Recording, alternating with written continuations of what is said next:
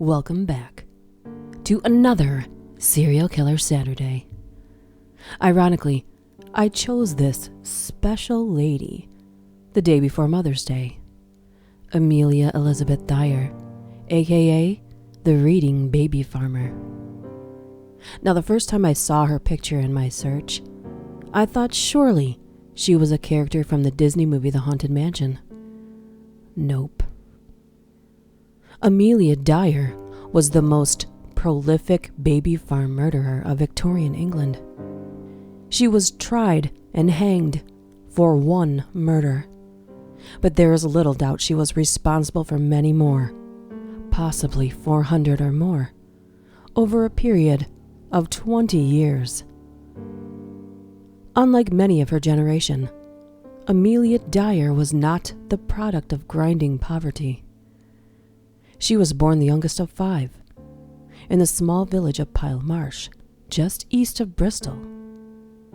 The daughter of a master shoemaker, she learned to read and write and developed a love of literature and poetry.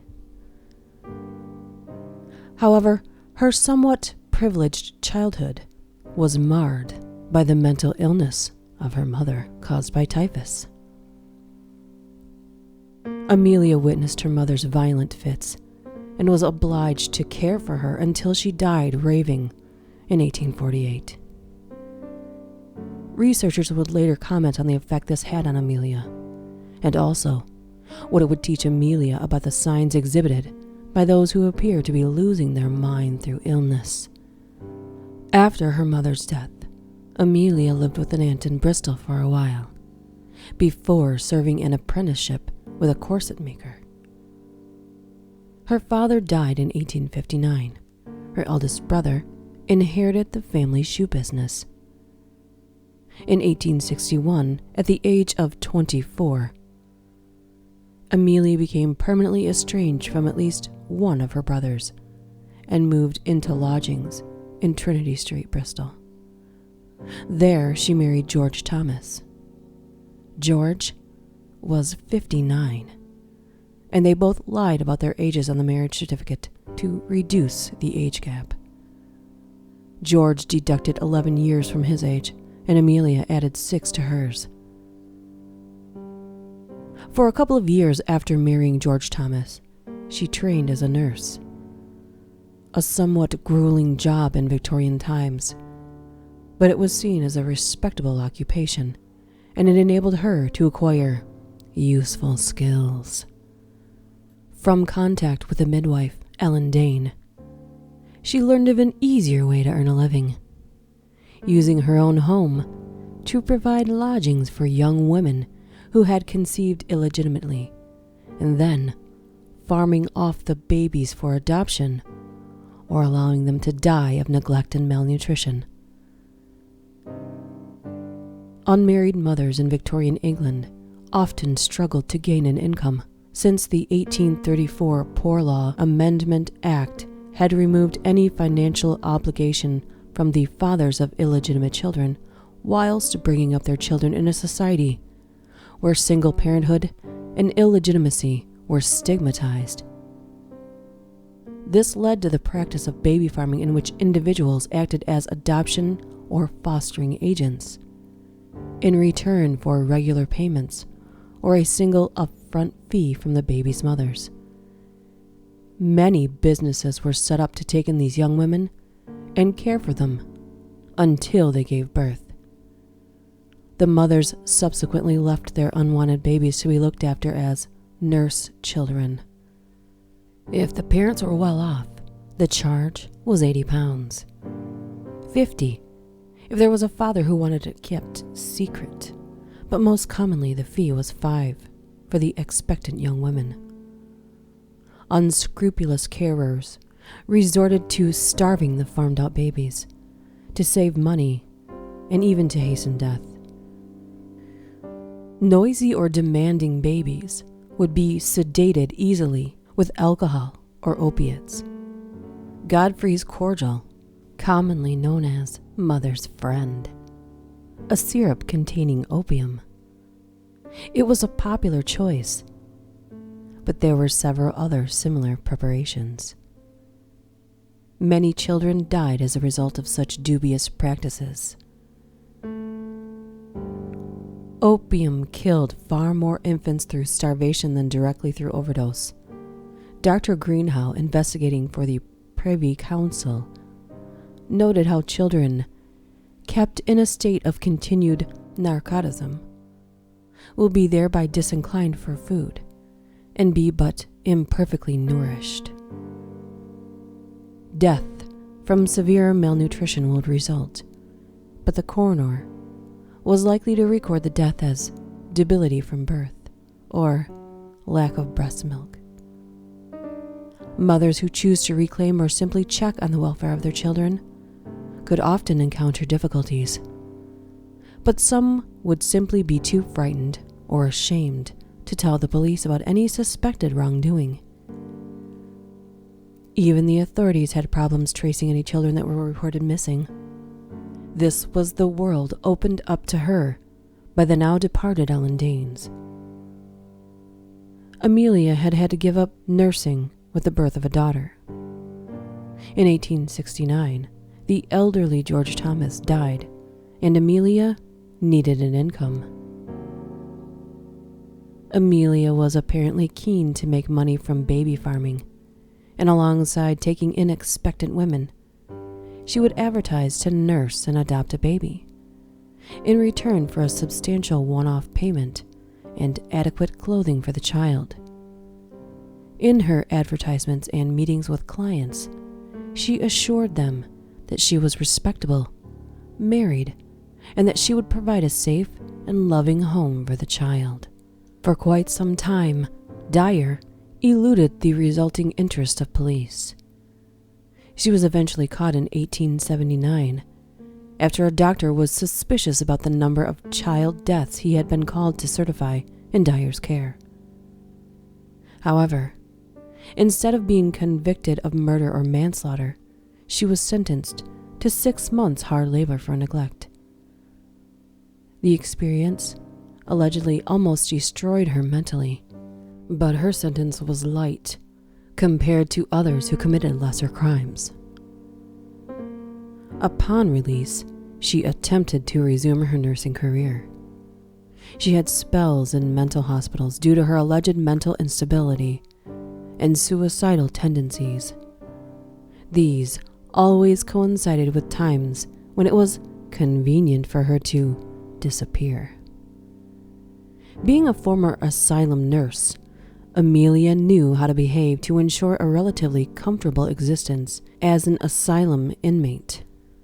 Dyer began abusing alcohol and opium-based products early in her killing career. Her mental instability could have been related to her substance abuse. In 1890, Dyer cared for the illegitimate baby of a governess. When she returned to visit the child, the governess was immediately suspicious and stripped the baby to see if a birthmark was present on one of its hips. It wasn't, and prolonged suspicion by the authorities led to Dyer having or feigning a breakdown. Dyer at one point drank 2 bottles of laudanum in a serious suicide attempt. But her long-term abuse had built up her tolerance to opium products, so she survived. Inevitably, she returned to baby farming and murder. Dyer realized the folly of involving doctors to issue death certificates and began disposing of the bodies herself. The precarious nature and extent of her activities again prompted undesirable attention. She was alert to the attentions of police and of parents seeking to reclaim their children. She and her family frequently relocated to different towns and cities to escape suspicion, regain anonymity, and to acquire new business. Over the years, Dyer used a succession of aliases. In 1893, Dyer was discharged from her final committal at Wells Mental Asylum. Unlike previous breakdowns, this had been a most disagreeable experience, and she never entered another asylum. 2 years later, Dyer moved to Caversham, Berkshire, accompanied by an unsuspecting associate, Jane Granny Smith, whom Amelia had recruited from a brief spell in a workhouse, and Amelia's daughter and son-in-law, Marianne, known as Polly, and Arthur Palmer. This was followed by a move to Kensington Road, Reading, Berkshire, later the same year. Smith was persuaded by Amelia to be referred to as Mother in front of innocent women handing over their children. This was an effort to present a caring mother-daughter image. In January of 1896, Evelina Marmon, a popular 25-year-old barmaid, gave birth to an illegitimate daughter, Doris, in a boarding house in Cheltenham. She quickly sought offers of adoption and placed an advertisement in the miscellaneous section of the Bristol Times and Mirror newspaper. It simply read, "Wanted, respectable woman to take young child." Marmon intended to go back to work and hoped to eventually reclaim her child. Coincidentally, next to her own, was an advertisement reading, "Married couple with no family would adopt healthy child. Nice country home. Terms £10. Marmon responded to a Mrs. Harding, and a few days later she received a reply from Dyer, from Oxford Road, reading, "Mrs. Harding wrote that I should be glad to have your dear baby girl, one I could bring up and call my own. We are plain, homely people in fairly good circumstances. I don't want a child for money's sake, but for company and home comfort. Myself and my husband are dearly fond of children. I have no child of my own. A child with me would have a good home and a mother's love." She, of course, left out the part about the murder. Evelina Marmon wanted to pay a more affordable weekly fee for the care of her daughter, but Mrs. Harding insisted on being given the one-off payment in advance. Marmon was in desperate straits, so she reluctantly agreed to pay the £10, and a week later, Mrs. Harding arrived in Cheltenham. Marmon was apparently surprised by Dyer's advanced age and stocky appearance, but Dyer seemed affectionate toward Doris.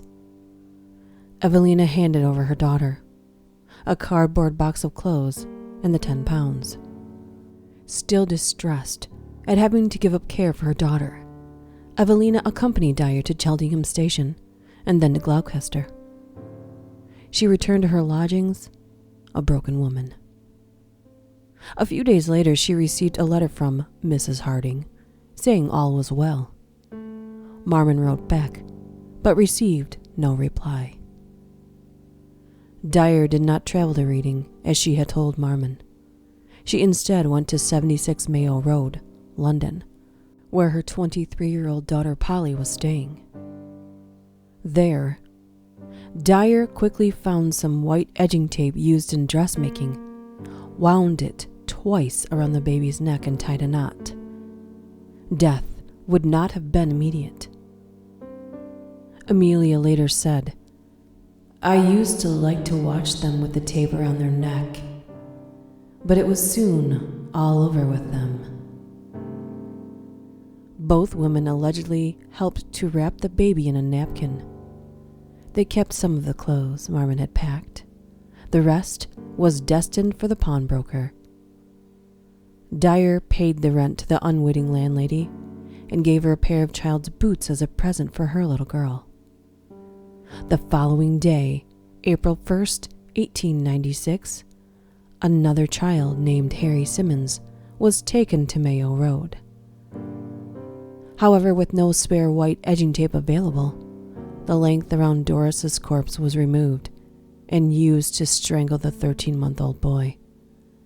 On April 2nd, both bodies were stacked into a carpet bag, along with bricks for added weight. Dyer then headed for Reading. At a secluded spot she knew well, she forced the carpet bag through railings into the River Thames. Unknown to Dyer on March 30th, 1896, a package was retrieved from the Thames by a bargeman. It contained the body of a baby girl, later identified as Helena Fry. The small detective force available to Reading made a crucial breakthrough. As well as finding a label from the Temple Mead Station, Bristol, he used microscopic analysis of the wrapping paper and deciphered a faintly legible name, Mrs. Thomas, and an address. This evidence was enough to lead police to Dyer, but they still had no strong evidence to connect her directly with a serious crime. Additional evidence they gleaned from witnesses and information obtained from Bristol police only served to increase their concerns, and police placed Dyer's home under surveillance. Subsequent intelligence suggested that Dyer would abscond if she became at all suspicious.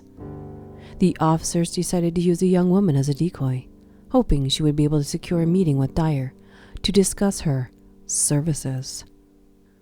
Dyer was then expecting her new client, the decoy, to call, but instead, she found detectives waiting on her doorstep. On April 3rd, Good Friday, police raided her home. They were apparently struck by the stench of human decomposition, although no human remains were found. There was, however, plenty of other related evidence, including white edging tape, telegrams regarding adoption arrangements, pawn tickets for children's clothing, receipts for advertisements, and letters from mothers inquiring about the well-being of their children. The police calculated that in the previous few months alone, at least 20 children had been placed in the care of a Mrs. Thomas, now revealed to be Amelia Dyer. It also appeared that she was about to move home again, this time to Somerset. This rate of murder has led some to estimate that Mrs. Dyer may, over the course of decades, killed over 400 babies and children. Helena Fry, the baby removed from the River Thames on March 30th, had been handed over to Dyer at Temple Mead Station on March 5th. That same evening, she arrived home carrying only a brown paper parcel. She hid the package in the house, but after 3 weeks, the odor of decomposition prompted her to dump the dead baby in the river.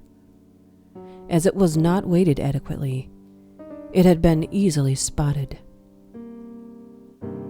Amelia Dyer was arrested on April 4th and charged with murder. Her son-in-law was charged as an accessory. During April, the Thames was dragged, and 6 more bodies were discovered, including Doris Marmon and Harry Simmons, Dyer's last victims. Each baby had been strangled with white tape, which, as she later told police, was how you could tell it was one of mine. 11 days after handing her daughter to Dyer, Evelina Marmon, whose name had emerged in items kept by Dyer, identified her daughter's remains.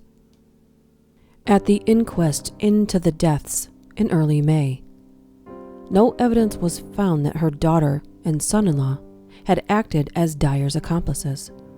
Arthur was discharged as a result of a confession written by Amelia Dyer. She wrote, with her own spelling and punctuation preserved, "Sir, will you kindly grant me the favor of presenting this to the magistrates on Saturday the 18th. Instant I have made this statement out, for I may not have the opportunity, then I must relieve my mind. I do know and feel my days are numbered on this earth, but I do feel it is an awful thing drawing innocent people into trouble. I do know I shall have to answer before my Maker in heaven for the awful crimes I have committed. But as God Almighty is my judge in heaven, neither my daughter nor her husband, I do most solemnly declare, had anything at all to do with it. They never knew I contemplated doing such a wicked thing until it was too late. I am speaking the truth, and nothing but the truth, as I hope to be forgiven. I myself and I alone must stand before my Maker in heaven, to give an answer for all witness, my hand, Amelia Dyer. Written April 16th, 1896. On May 22nd, 1896, Amelia Dyer pleaded guilty to one murder, that of Doris Marmon. Her family and associates testified at her trial that they had been growing suspicious and uneasy about her activities, and it emerged that Dyer had narrowly escaped discovery on several occasions. Evidence from a man who had seen and spoken to Dyer when she had disposed of the two bodies into the Thames also proved significant. Her daughter had given graphic evidence that ensured Amelia Dyer's conviction. The only defense Dyer offered was insanity. She had been twice committed. However, the prosecution argued successfully that her exhibitions of mental instability had been a ploy to avoid suspicion. Both committals were said to have coincided with times when Dyer was concerned her crimes might have been exposed. It took the jury only 4.5 minutes to find her guilty. In her 3 weeks in the condemned cell, she filled 5 exercise books with her last true and only confession, visited the night before her execution by the chaplain, and asked if she had anything to confess. She offered him her exercise books, saying, "Isn't this enough?"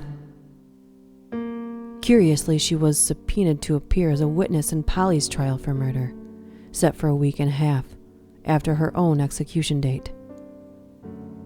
However, it was ruled that Amelia was already legally dead once sentenced, and that therefore her evidence would be inadmissible. Thus her execution was not delayed. On the eve of her execution, Amelia heard that the charges against Polly had been dropped. She was hanged on Wednesday, June 10th, 1896. Asked on the scaffold if she had anything to say, she said, "I have nothing to say," just before being dropped at 9 a.m. precisely. It is uncertain how many more children Amelia Dyer murdered. However, inquiries from mothers, evidence of other witnesses, and material found in Dyer's homes, including letters and many babies' clothing, pointed to many more. The Dyer case caused a scandal, and she became known as the Ogress of Reading. Subsequently, adoption laws were made stricter, giving local authorities the power to police baby farms in the hope of stamping out abuse. Despite this and the scrutinizing of newspaper personal ads, the trafficking and abuse of infants did not stop. 2 years after Dyer's execution, railway workers inspecting carriages found a parcel. Inside was a 3-week-old girl. Although she was cold and wet, she was still alive. The daughter of a widow, Jane Hill, the baby had been given to a Mrs. Stewart for £12. She had picked up the baby at Plymouth and apparently dumped her on the next train. It has been claimed that Mrs. Stewart was Polly, the daughter of Amelia Dyer. Because she was a murderer alive at the time of Jack the Ripper, some have suggested that Amelia Dyer was Jack the Ripper, and that she killed the prostitutes through botched abortions. There is, however, no evidence to connect Dyer to the Jack the Ripper murders. Unfortunately, baby farming is something that still happens today. The most recent one I could find in a search was in India of last year. In desperate times, desperate people make difficult and sometimes horribly wrong decisions. Though at the time, these people thought they were doing what was best for a child they could not care for by giving them to a caring family, not knowing they were sentencing their innocent children to a certain death. If you have a serial killer you would like to see featured here, please contact me through any of my social media links or email me at DuchessDark676 DuchessDark@gmail.com. See you next time.